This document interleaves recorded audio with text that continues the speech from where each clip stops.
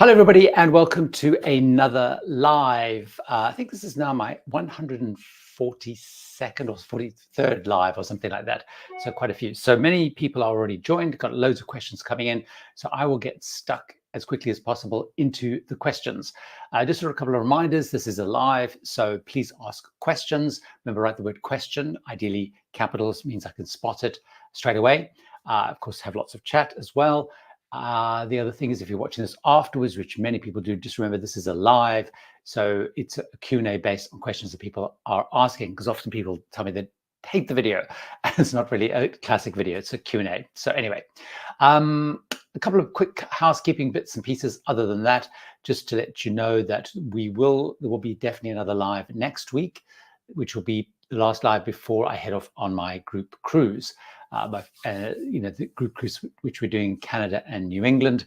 So last night we actually did a briefing, did a little live briefing of the live streams. Some people mentioned they like the logo that we've got for the live stream. That's our little itinerary. And I thought people might be interested in kind of who goes on the live streams.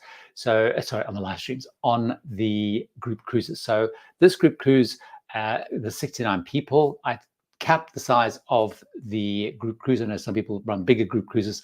I kind of cap the size of the group cruise to make sure that I can host a dinner table so everyone gets a chance to do that with me. Also a chance, I think, is just a bit more manageable. So the split there of who's coming, and a lot of solos. So in fact, for the Panama group cruise, which is the end of January 26, we have almost nearly double that amount of solos coming on that group cruise, including my sister, which is going to be very exciting. She hasn't been on a lot of cruises. I've been on only one other cruise with my sister, but she's going to be joining me as part of that group cruise. So that's very exciting. Right, so let's get straight into the questions. I will answer as many questions as I possibly can. I will try and talk nice and slowly. I know I talk very fast, particularly on these live streams. I always get picked out on that, so I will try and talk nice and slowly, but still get through loads and loads of questions. So a couple of questions got posted before the live, so I'll cover those quickly first. So Francois, who's been here a couple of times, asked a question. Are there still ships, smaller, older ones, I suppose, that go through the old locks at the Panama Canal? And what cruise lines would you recommend going on? Thank you. Well, as you just heard there, I'm doing a Panama Canal group cruise, which is open to patrons and members, because basically it's kind of sold out, but we've added some extra cabins to that. And we're doing that on Holland America Zaandam. So the key thing for Francois to look out for is it doesn't necessarily have to be an older ship, but what it does have to be is what's known as a Panamax ship. And then the biggest Panamax Plus, or I can't remember exactly what it's called, go through the bigger locks. So it's very important when booking a cruise to make sure you understand if it's a Panamax size ship.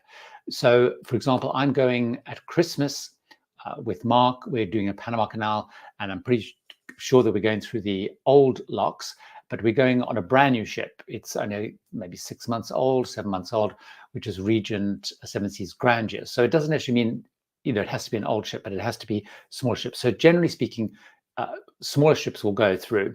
Now, I've actually put a link, Francois, in the show notes to this, to my Panama Canal video, because it will dive into what cruise lines and a little bit more about what to choose. One of the things that I would strongly recommend anyone going through Panama Canal is check that you go on a ship which will open the bow of the ship, so you can really get right down close.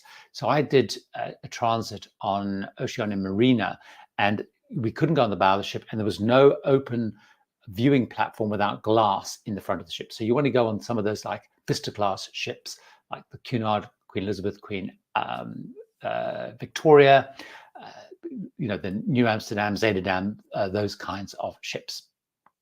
But have a look at that video. It will answer in much more detail.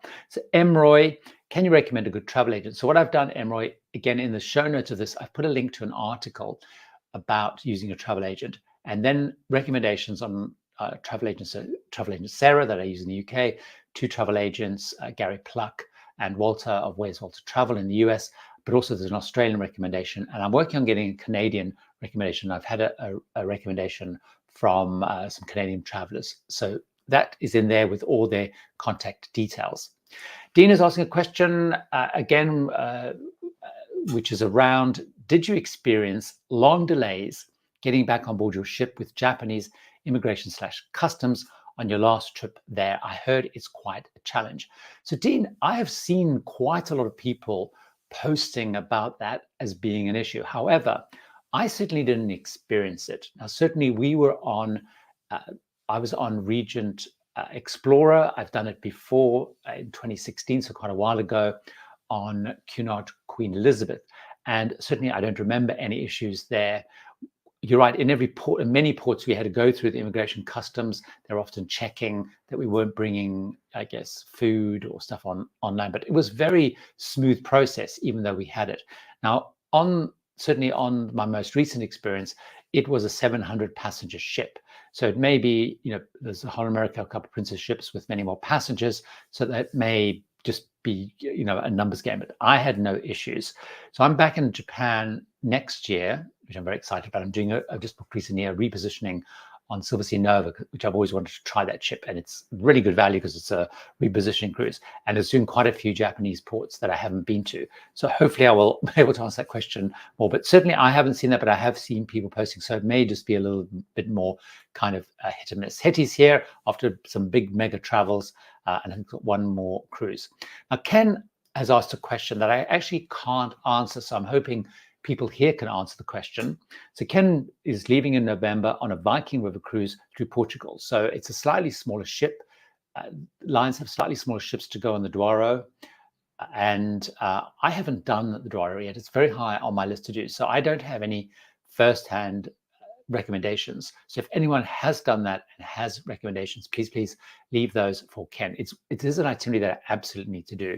So November, bear in mind, will be quite cold, even though Portugal has relatively good weather. So it's more around making sure you're packing for colder weather. So I've done a couple of river cruises, not in Portugal, and it has got quite chilly. So just make sure that you're kind of nicely kind of bundled and wrapped up. And the days are relatively short. So it's probably about, but the cruise lines would have adapted to build stuff in.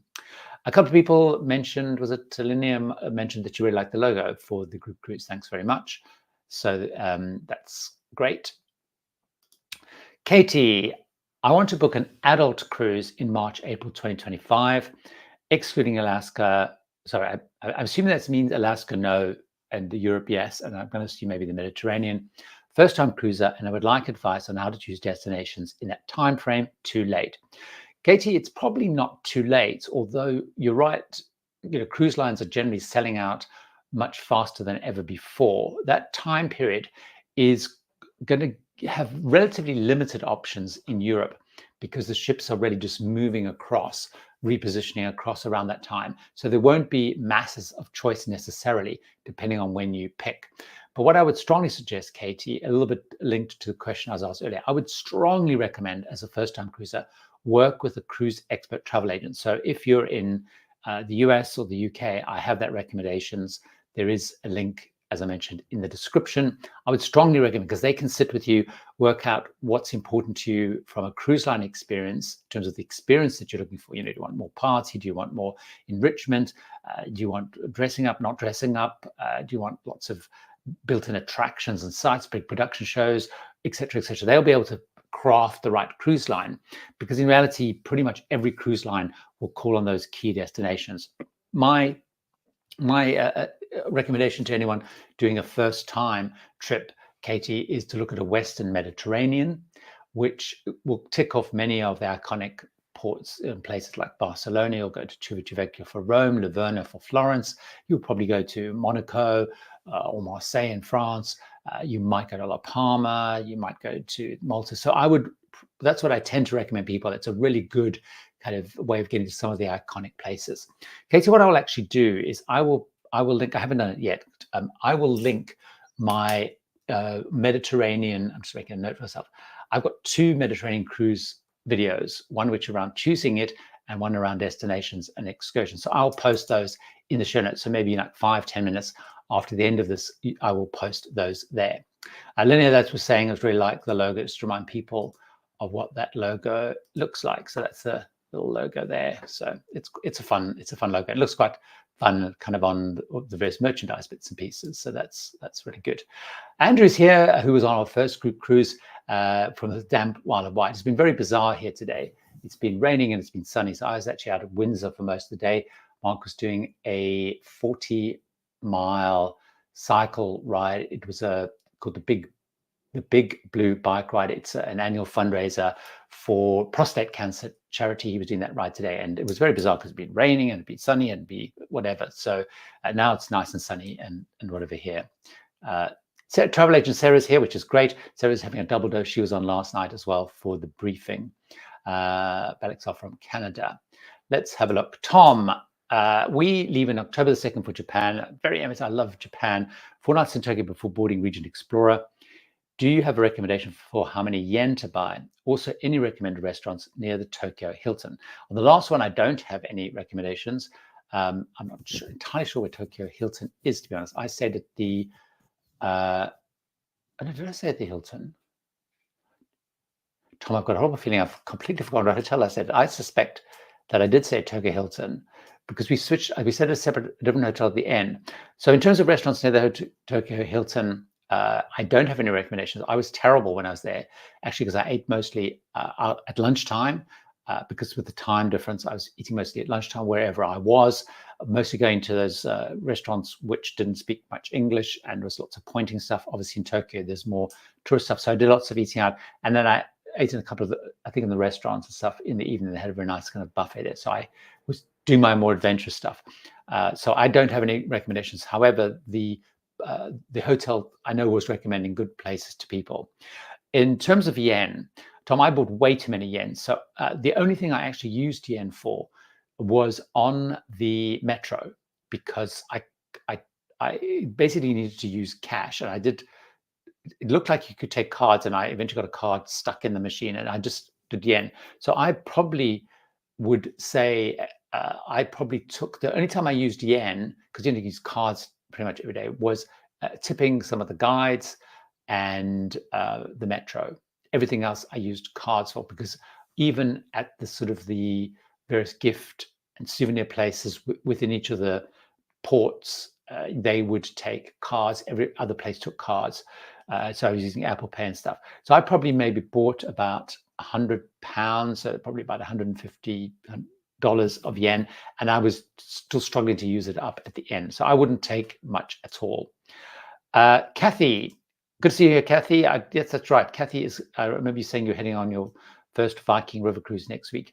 My top tip, Kathy, which is going to be too late probably, is make sure you've gone in and booked your excursions and your dining options. Now, if, like me on my first Viking, I left it too late and I didn't get the dining options I wanted for especially dining, particularly in the chef's table, because the menu changes once you're on board and you see what the menus are on chef's table.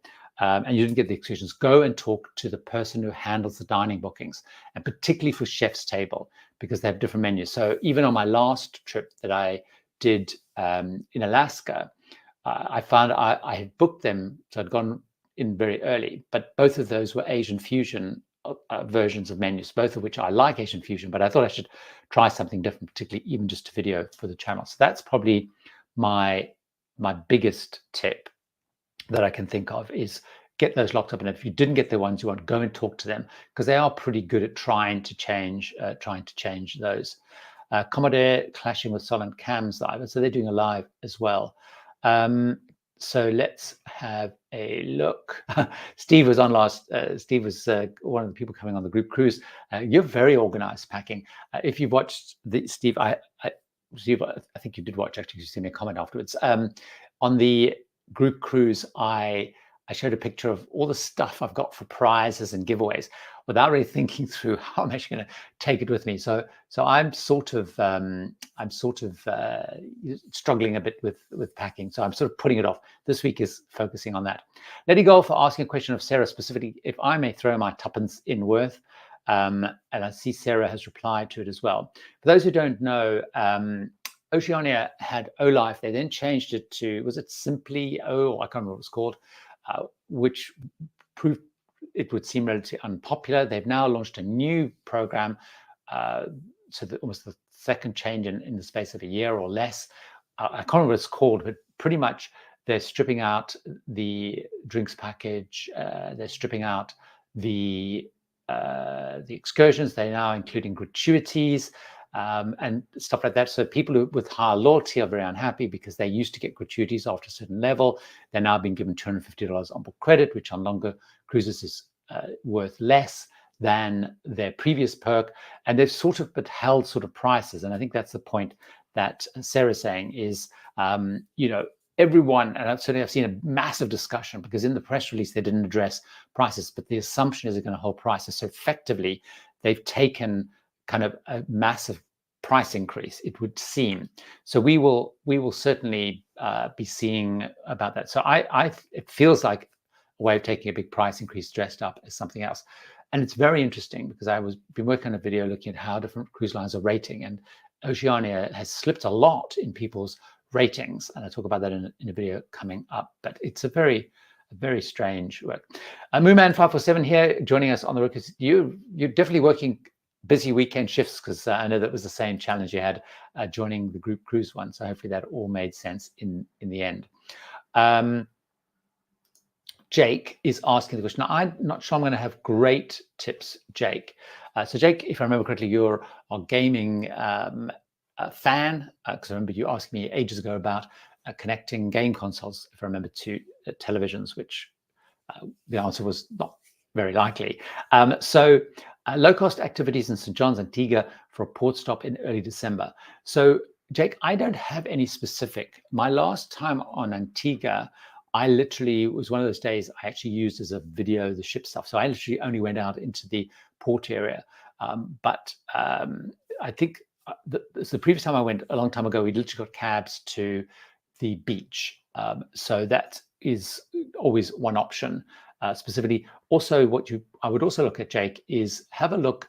I don't know if you're a beach person, but I always look at what the cruise line is offering as a beach transfer. They're often relatively expensive. But also, if you are a beach person, there is a great site. So if you look and see what they're charging, if they're charging, sometimes it can be $30, $40, $50. Sometimes it's more expensive, which is effectively the transfer there.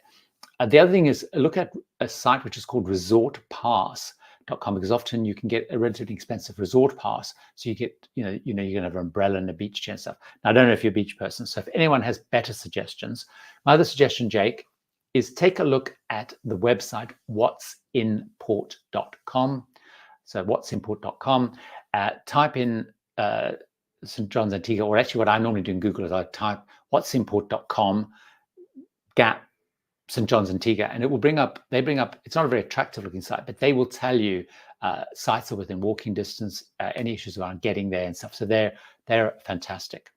Follow-up question on Panama Canal around preference. So for me, certainly if people are going to the Panama Canal for the first time, I always recommend the old locks if you possibly can, because these were opened in 1914. Basically the engineering is just a marvel when you consider how old these things are. Your ship is wedged in, because these Panamax ships, literally talking like this much on either side. That probably doesn't even watch on this. If you watch it on your screen, it's like that, but it's it's literally a foot, 2 foot, something like that either side. And as you go up, you've got these other big container ships coming down, and it's just incredible experience. On the new locks, it's basically like a very wide canal, and they use tugboats to kind of keep ships in line, whereas they use these things called mules on the old locks, which help keep the ship in the middle. So the ship moves its own power. A lot of people think the mules pulls the ship to the mules, M-U-L-E-S, role is to keep the ships sort of in the middle. So it goes through. So I would definitely try, if you possibly can, to go through the old, because that is the historic ones. So to be honest, I have done the Panama Canal. So coming up, I'm doing this, I think is my 4th time going through the Panama Canal. And even though I keep saying I need to go through the new ones, you can see the new ones at various parts of the old ones, but it's just so magical. I just can't tear myself away. Again, that video that I mentioned earlier, there's a video to my most recent Panama Canal. It's still a couple of years old, but the information is still valid. I talk a little bit about the pros and cons and show both some of the old and some of the new locks as well. A big thank you to Jack, who's popped in a super chat. So thanks very much, Jack. Jack is a channel member as well. I'm thinking of stretching together leg routes to do a grand loop around continental US on Amtrak. Other using a travel agent, any other advice? Jack, that would be an incredible experience. My only other advice is actually take a look at the channel Trek Trendy. So Will, who runs Trek Trendy, has done, you know, he focuses, he's actually probably shifted. He used to be an aviation person who's how I originally found him because I love planes. And he then shifted into train trips, and he now does cruising. And, you know, so he sort of does equal measures of those. And he has done many of these permutations. He does more vlog style videos. But what's great about that is he talks you through the whole experience. He talks through the prices. He talks through kind of what chats about what worked and what didn't work. And I'm pretty sure he's done a lot of stuff on Amtrak in different routes and stuff. So I would absolutely watch him, is what I would suggest. Now, there is another train guy that I watch, but Trek Trendy is just amazing in terms of you know, covering the different routes and connections and stuff. So that would probably be my big tip at the moment. If I think of any others, Jack, I will certainly add those, or drop you a note and add to that. But that is going to give you such great insight. And I keep looking at those different permutations. I would love to spend time as well doing something like that. Just remind to write the word question so that I don't miss your question. I spotted Pete when I was scrolling through. Have you made a video on the best time to eat in certain restaurants? Pete, I have made there's a couple of videos I've made around cruise dining. I'm going to make a note for myself to add these. These are great, actually, because you've given me good excuses to promote past videos.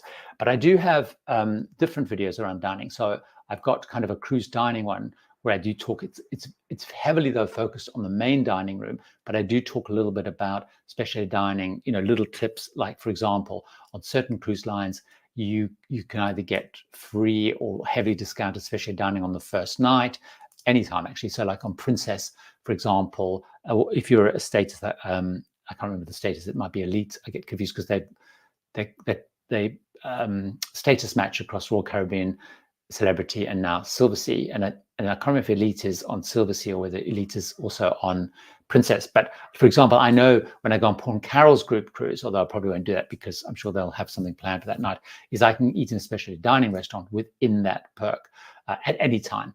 I tend, Pete, to be honest, I often tend to skew earlier in a lot of the dining, partly because then I want to spend time to do more in the evening. But I do have a video on that where I talk through that.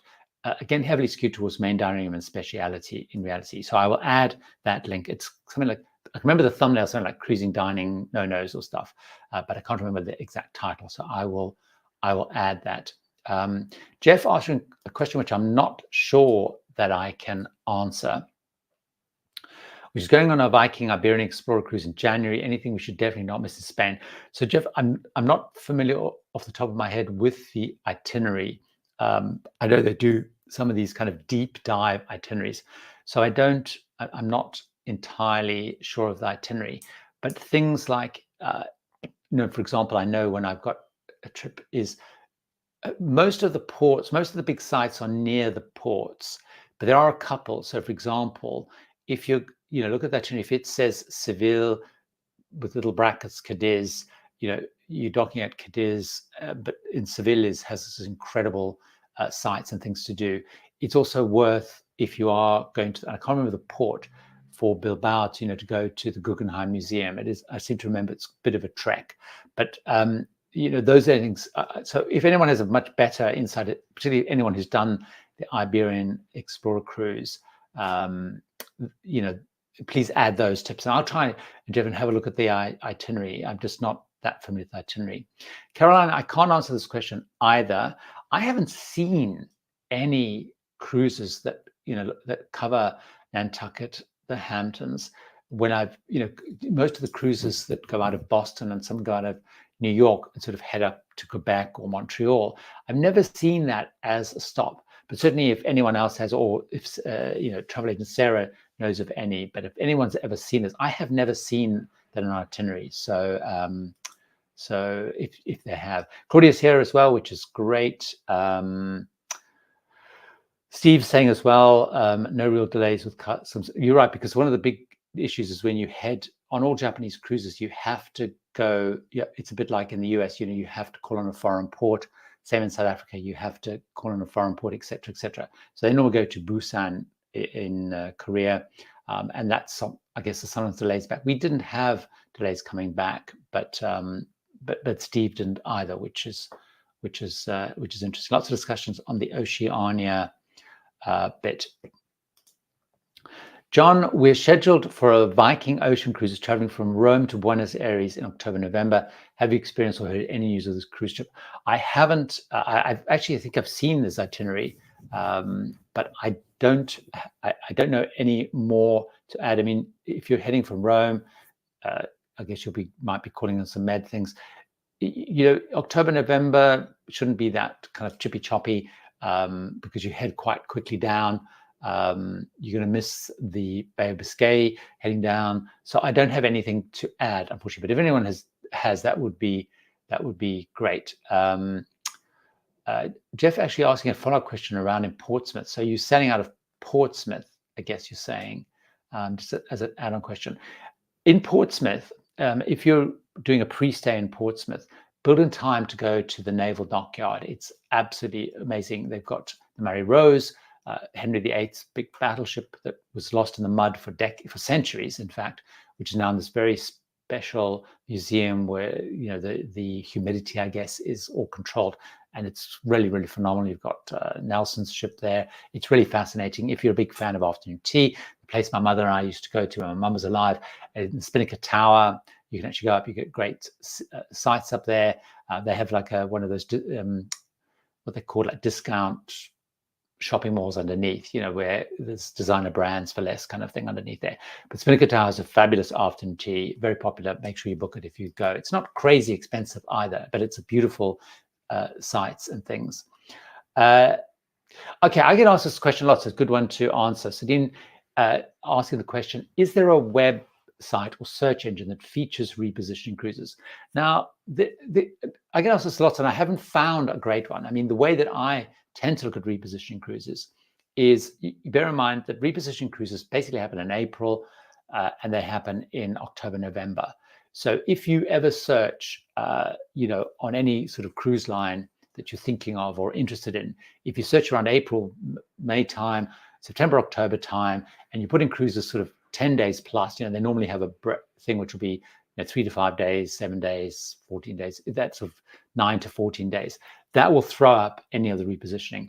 At one time, I used to, or the other thing that I sometimes do is on a site like vacations2go.com. If you put in, you can put in their drop-down menu. I seem to remember they did have a repositioning option, but you have to be careful because the list is quite long. So you need to put in a specific time. So you need to put in April 25 or something like that. So for example, I mentioned the Silver Nova trip that I booked. And I looked at it in two ways. I wanted to find a way of going on Silver Sea again, experience the Ray or the Nova. But it's kind of very expensive, particularly going as solo. They sometimes do solo deals, not always. And I actually think I put in, and when I'm doing some research, I sometimes will go to the cruise lines to do what I said, or I'll go to a site like Vacations to Go. And I think that threw up, wow, there's a Seaward,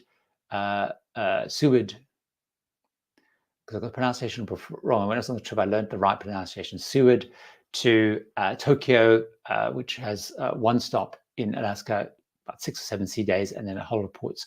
And that threw it up in one of those searches.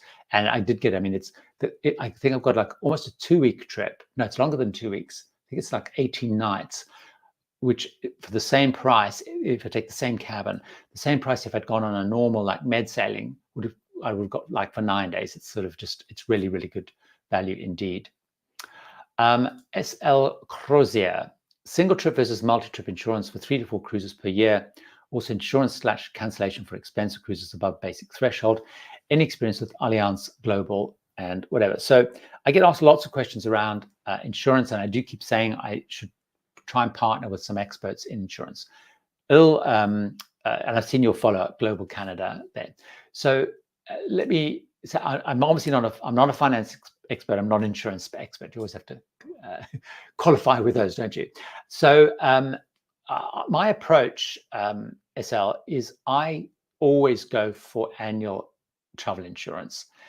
Now, partly that's because I do quite a lot of cruises, but say someone like Mark, or who might do a couple of land-based cruise, and some cruises with me, would also do the same approach. Often because I find that actually it can be less costly than booking them trip by trip. Also because the advantage of having an annual policy is when you book, you're kind of covered.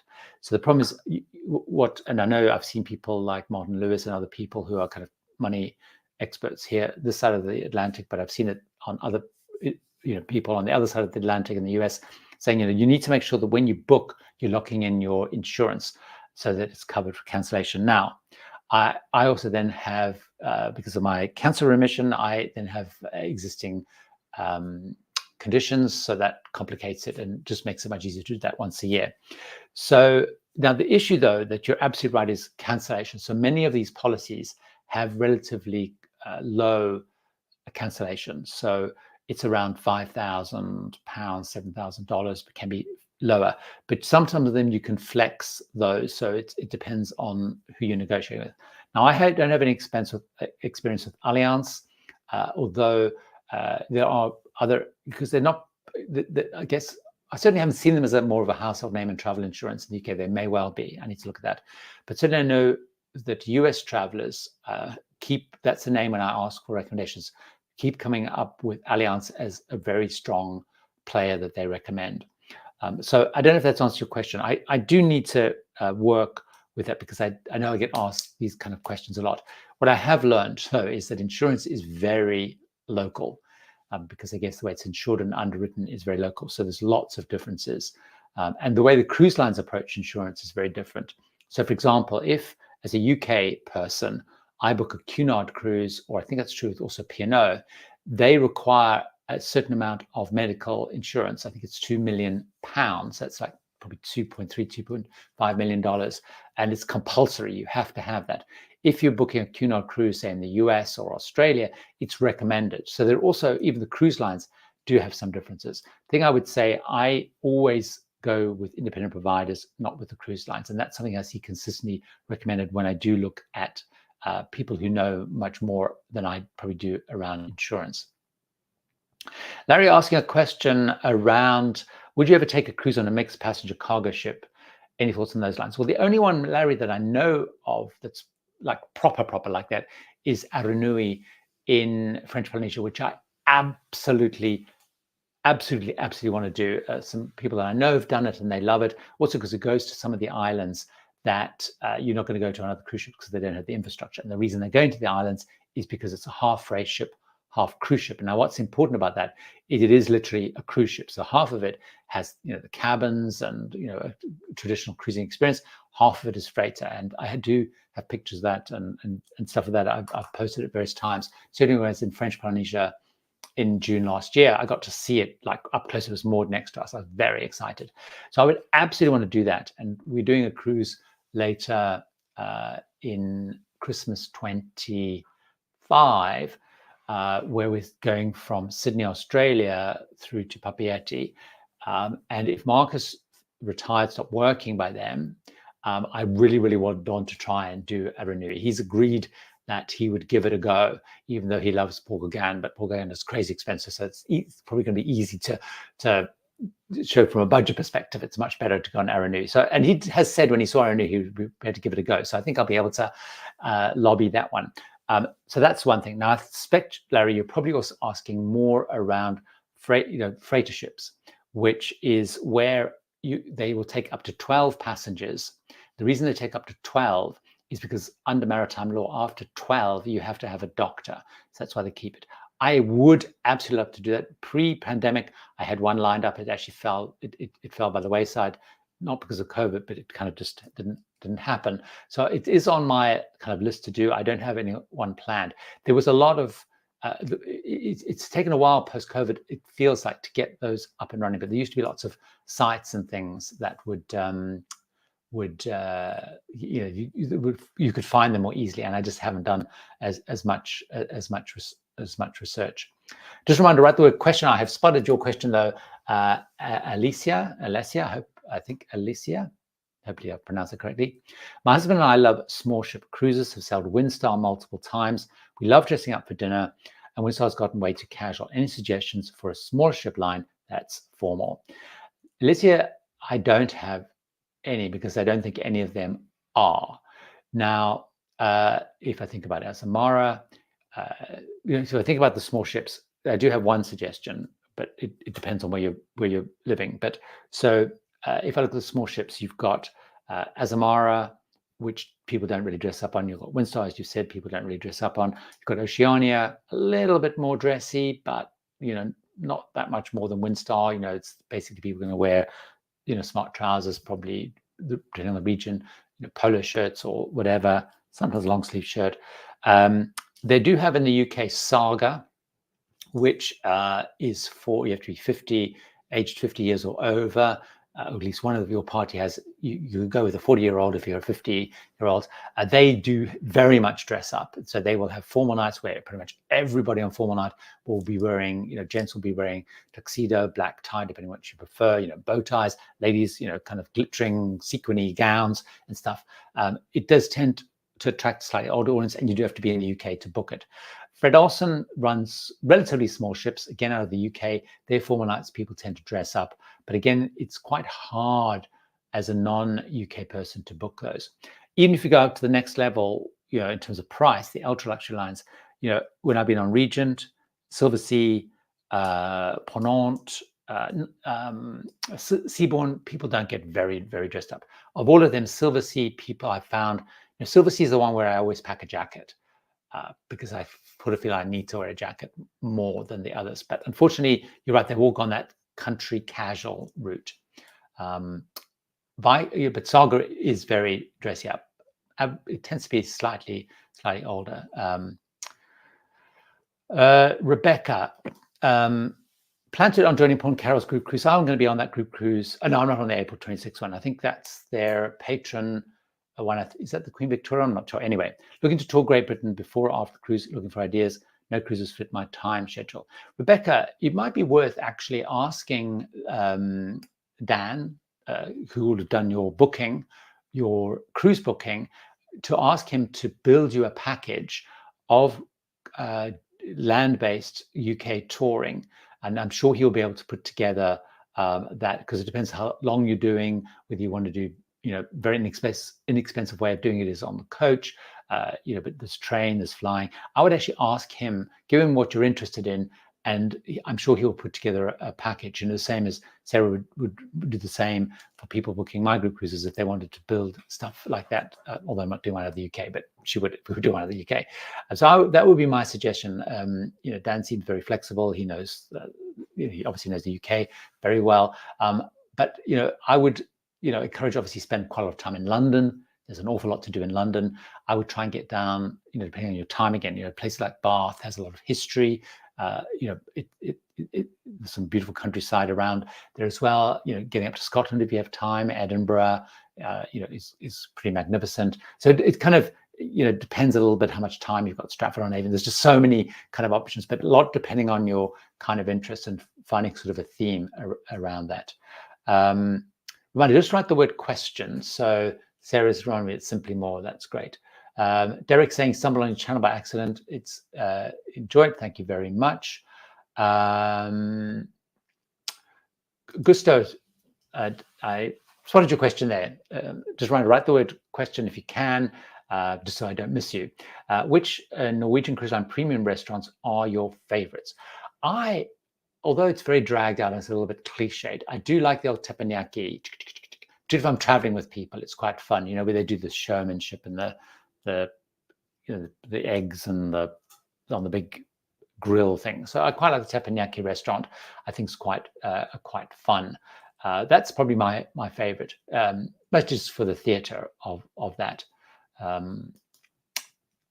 The sushi one's quite good. I don't know why I'm forgetting all the names of the restaurants. I do like the sushi. I'm kind of a little bit on the Japanese side. I tend, when I go on cruises, I will go to the steakhouse because I feel you need to. If there's an Italian, I'll go to the Italian.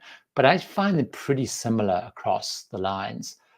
There's not a lot you can do different in reality. So I like to use the more sort of the Asian side.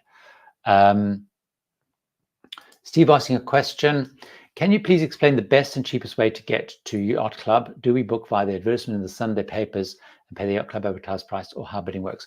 Well, Steve, the cheapest way to get into Yacht Club is to book an inside cabin, because the Yacht Club, which is probably most people don't realize because it's normally what people associated with suites, there are on most of the big ships like Meraviglia, Virtuosa, and many of them, they have an inside cabin, but you still get the butler, you still get the access to the restaurant, the concierge, etc. So that is actually the cheapest way of getting into Yacht Club overall. Now, obviously, they don't have many and they sell it really quickly. So planning way in advance would be the thing. Now, with the various adverts in the papers, bear in mind, those are normally kind of packages.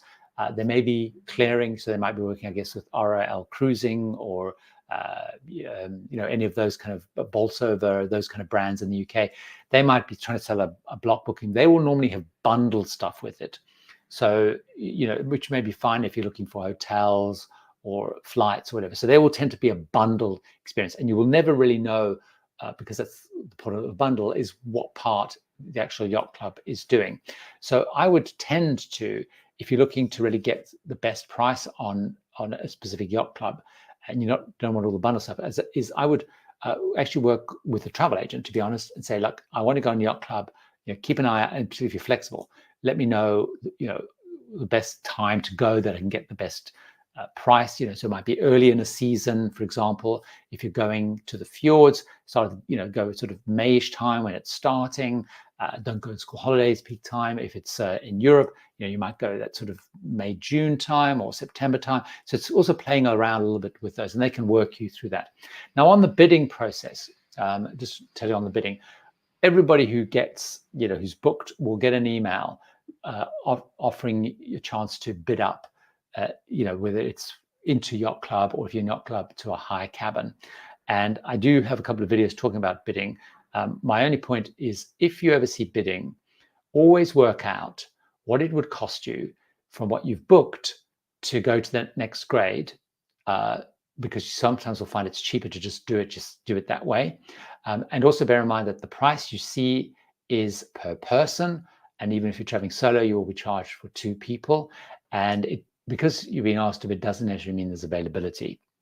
Hopefully that has have answered that.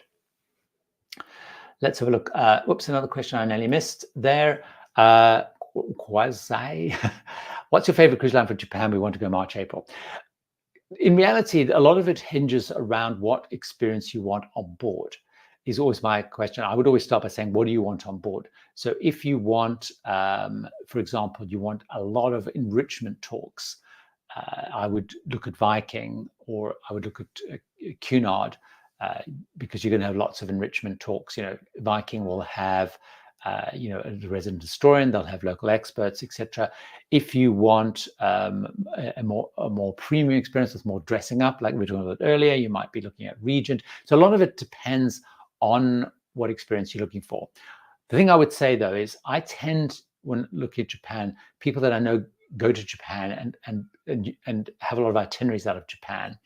So, for example, Holland America and Princess base a lot of ships during the season there. Of course, the great thing about them is they have a wide range of cabins that are very affordable, from inside right through to suites. So that helps a lot. If budget is something that you're looking at, but you then have Regent, you have Silversea. So again, so much of it depends on what you're looking for. But to answer, since you asked what's my favorite cruise line for Japan, I like to go on smaller ships. And it may also be, the discussion we had earlier, if you were here, around just getting through in and out of immigration, because pretty much every port you do stuff, they have customs checking you. So obviously a smaller ship, you'll get through quicker. So I do like going on a smaller ship.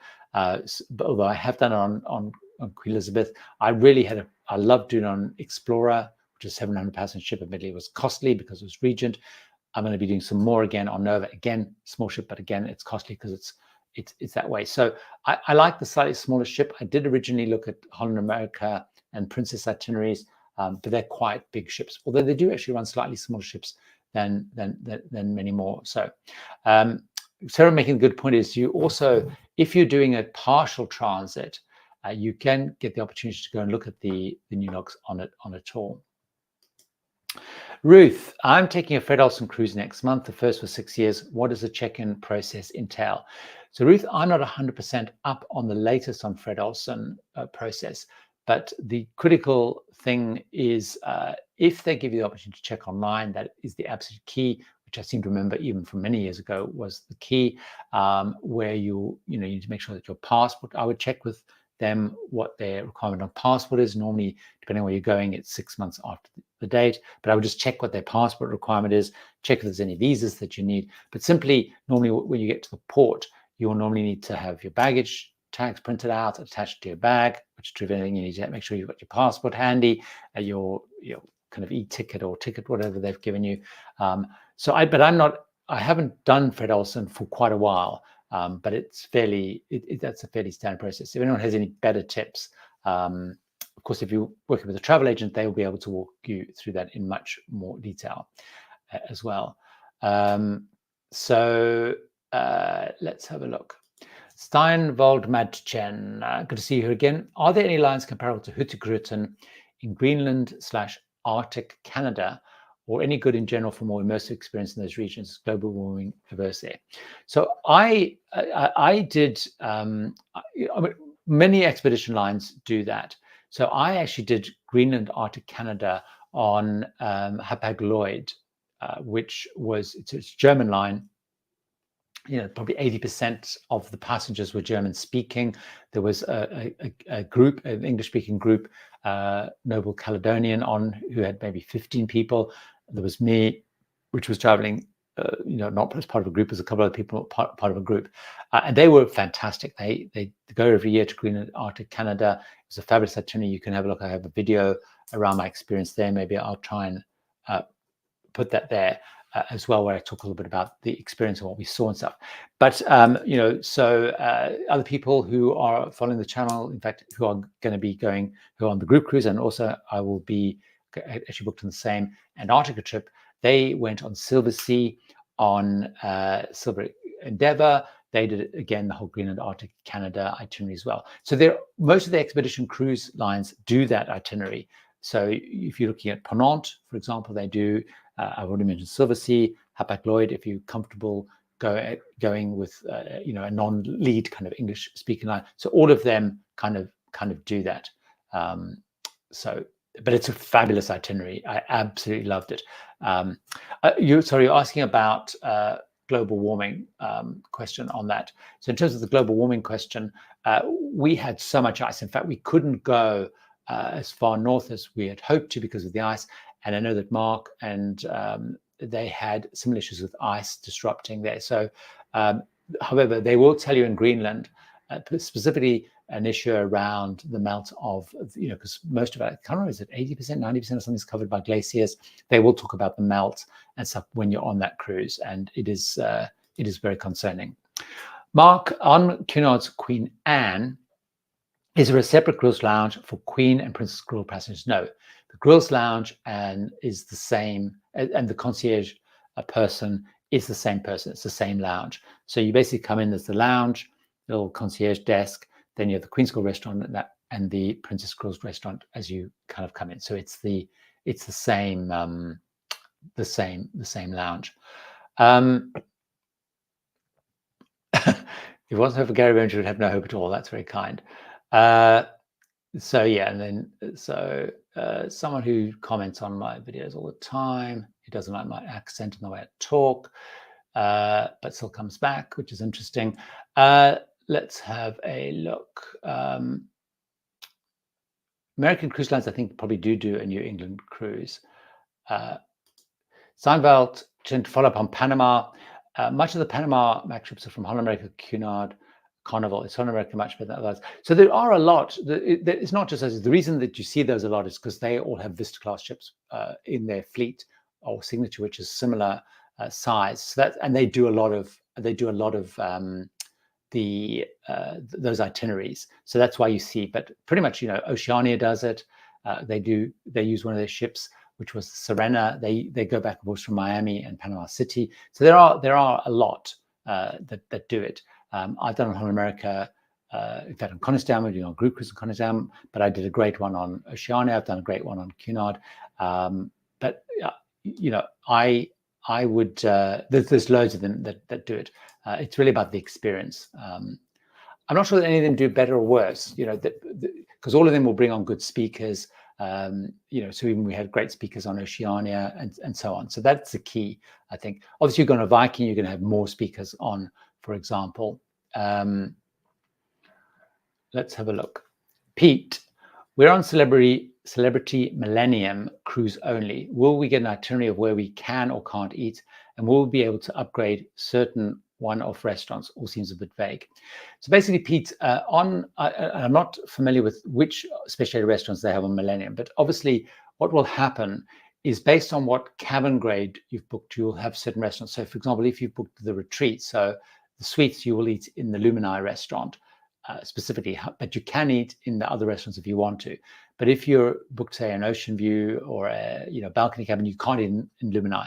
I think they have the blue restaurant. So if you've booked an aqua cabin, certainly on the other celebrity, fleets, ships, Edge, Solstice class, they have a separate restaurant as well.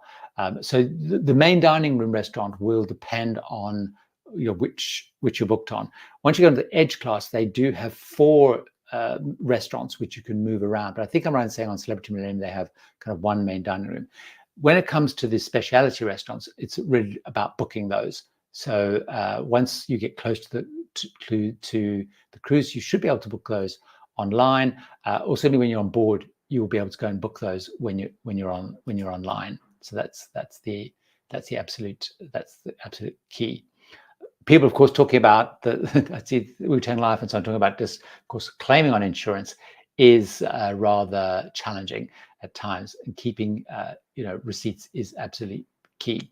Stephanie asking the question around, is the port in Mykonos close enough to the town to walk on your own?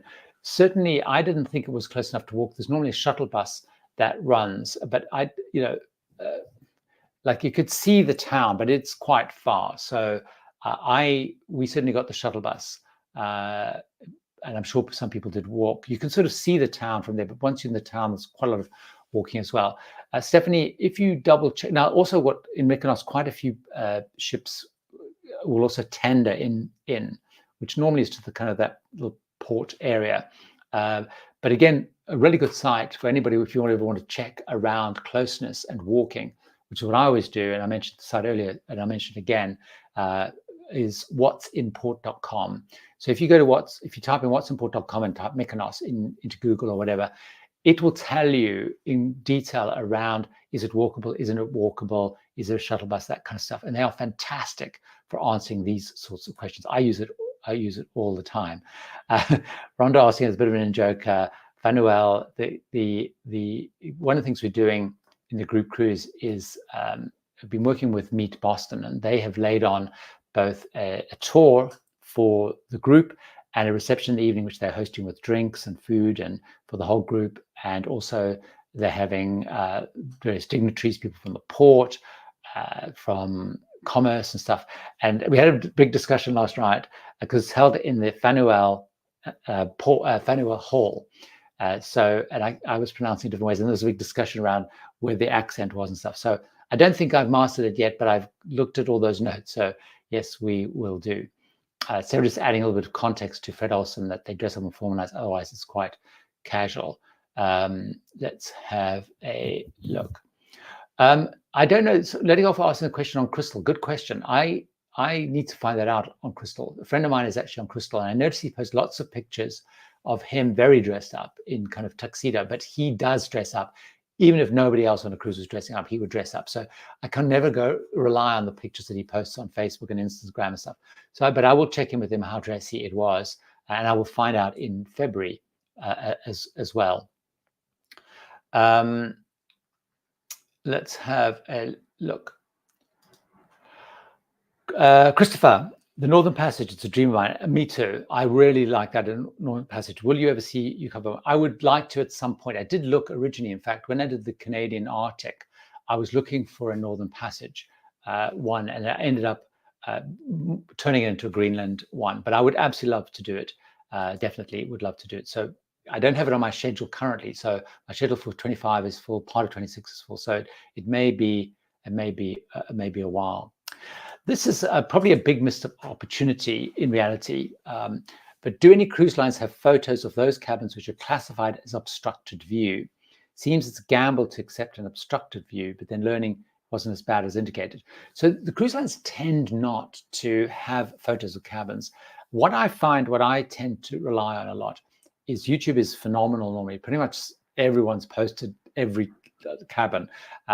So I will often, if I'm going, if people are going on, I don't know, Queen Mary 2, deck 4 obstructed, deck 4 the obstructed, deck, I think it is, deck 4 obstructed view, you'll probably find out that someone's done a video tour or they've done like a short of it. So that's one way that I often find out those kind of the cabins and what they're like, is a good way of doing it. The other way that I find really helpful for all its faults is in Cruise Critic. FK is if you go into the chat group. So if you're looking, I don't know, let's use Queen Mary 2 as an example.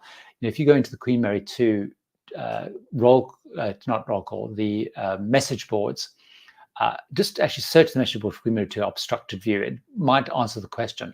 But if not, if you post, say, look, I'm thinking of going on a deck for obstructed view cabin. Does anyone have any pictures of these? And you will normally find that within, particularly on those busy ones, within hours, if not minutes, someone will post that. So that's a really good way of doing it. But you're right, unlike, say, if it's interesting because, and maybe this is a business opportunity for somebody, with airline seats, there's like Seat Guru. If you go into Seat Guru and you put in any particular airline, British Airways, and you put in the flight date and time, it tells you, okay, you're going on a 777 version 2 or whatever, this is the layout, and then people have posted pictures of those so you can get a sense of those. There doesn't seem to be as much on cabins. There is it's a cruise map, I can't remember. There is a site that people often refer to. I haven't found it as helpful, but if anyone has a better tip on that, do kind of leave that. So let's have a couple of questions on small ships. So Shelley, what luxury small ship cruise line do you feel has the best value, most affordable? Shelley, this is always a hard one to answer because, if we're talking about price and value, kind of, I guess, are slightly different things, but you're asking for the most affordable. They all are pretty similar in reality. But what I would say is if you look at, say, Azamara, for example, which is sort of in that category, or you look at Oceania on their R-class ships, so like Serena, Insignia, Regatta, what you find is these are 700 passenger ships. They're old R-class ships, but they do then have inside ocean view balcony, and they do have some suites. So you actually find you can go on one of those luxury lines because they do have cabins which are going to be more affordable. So, I've met people who love Oceania. They do it on a budget, so they go in an inside or ocean view cabin, depending on the pricing, for example, but they can still go on a small ship luxury cruise line. So that's what I would tend to look at. Now, obviously, they're older ships. They have tiny little bathrooms, tiny little showers and things. But that's kind of, the balance and the kind of the compromise there. Once you get into the Vikings, they're all balcony cabins, and they are very expensive. So that would be my kind of initial reaction. I mean, also, though, we were talking about Windsor a little bit earlier. Windsor can be pretty costly, but they do have certainly on their old seaborne ships, so like the Star Pride and so on, they do have sort of ocean view cabins. So I've been on some of those before, and in fact, even their balcony cabins are kind of those Juliet balconies anyway. But I still sort of find those relatively costly. But for me, those would be the ones to look at, because you get the different cabin types. John is, how is the food and food service at the standard restaurant on Viking ship? So John, I did a sort of updated video recently on Viking, so I'll do a little punt for that a couple of weeks back now, based on my recent experience on Viking, Orion, Alaska, but I draw on the other ships I've been on, Sky and Venus and so on. Now, I personally thought the food was good. I thought the service was good. In those, people had more mixed views, but I quite liked. I thought the food on Viking is pretty good, and I thought the menus were a good size. So I thought it was good. Were they the most memorable meals I had? No, they weren't the most, but they were good. And certainly at the price, I thought they were pretty good, because obviously they're quite expensive. So I did think they were pretty. I did think they were pretty good.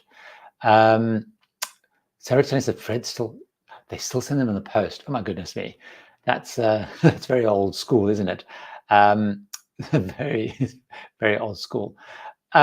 So we have churned through time. Let me quickly answer two quick questions. So Canadian Spring, your thoughts on cruising the Great Lakes? Have you considered one? Viking does. I would absolutely love to do the Great Lakes. I keep looking at itineraries. Viking has a great route. They use their expedition ship, and I keep using it as an excuse because I could obviously review their expedition ships as well as the Great Lakes. Is it Variety Cruises or someone do it?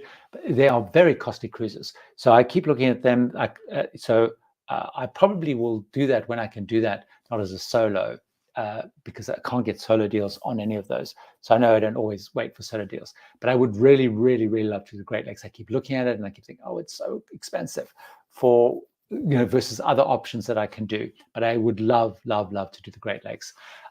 Katie asking the question, how can I get access to your group cruises? Katie, the easiest way to get to the group cruises in the short term is through being a channel member or patron, because what I do is I launch those to the channel members and patrons first as one of the kind of those perks, just to kind of manage them. And for example, on the Panama Canal one, it got sold out, although we still have some, we were able to add a few other cabins at the group deal. So they've never gone in like on more general sale. This last one did go on a more general sale. So the best thing to do, Katie, is if you keep an eye on so if because channel members and patrons, of course, doesn't appeal to everybody. But if it does, there's a join button underneath any of my videos, or it's patreon.com/tipsfortravelers. Have a look at that. I know it's not for everybody. But the other thing to do is on my website, tipsfortravelers.com. So if you go to tipsfortravelers.com, now the good news is I finally got Tips for Travelers with 1L, so you can spell it with 1L or 2L. So if you're in the US, you can spell it with 1L.com and you'll get to the site. If you're in Canada, Australia, UK, or whatever, spell it with 2Ls. It took me years and years and lots of negotiation to get that. But anyway, getting sidetracked.